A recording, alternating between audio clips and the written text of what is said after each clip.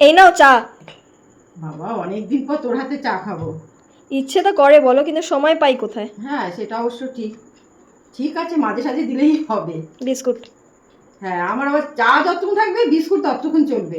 চাও শেষ, বিস্কুটও শেষ। লোটে মাছ হবে নাকি শুনলাম। এই নাও তাহলে এই গন্ধরাজ লেবু দিয়ে লোটে মাছটা বানাও। তোর তো শুধু খাওয়ার কথা, এটা দিয়ে ওটা, সেটা দিয়ে সেটা। ঠিক আছে, তুই যখন বলছিস তাহলে গন্ধরাজ লেবু দিয়েই করবো লোটে মাছ। এর আবদার গন্ধরাজ লেবু দিয়ে লোটে মাছ খাবে। এখনকার মায়েরা ছেলেমেয়েরা কিছু খেতে চাইলে কতক্ষণে মায়েরা সেটা তাদের কাছে এনে হাজির করবে। অন্য কিছু বায়না না মেটালেও খাওয়ার কথা বললে কিন্তু না দিয়ে পারে না। কারণটা হলো, আমাদের সময় আমরা অভাবটা যে চোখের সামনে দেখেছি, না পাওয়ার কষ্টটা জানি তো।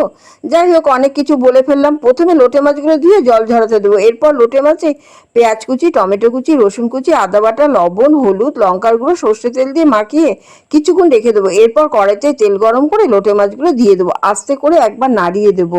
দিয়ে দেবো কাঁচা লঙ্কা আর দেবো কালারের জন্য কাশ্মীরি লঙ্কার গুঁড়ো। শেষে গন্ধরাজ লেবুর খোসা গেটার দিয়ে ঘষে দেবো সবুজ অংশটা। মাছ সেদ্ধ হয়ে গেলে নামাবার আগে গন্ধরাজ লেবুর রস দিলেই রেডি গন্ধরাজ লোটে। দারুণ হয়েছিল। একবার বানিয়ে না খেলে বুঝতে পারবে না এর কি টেস্ট। আজ আসি, আবার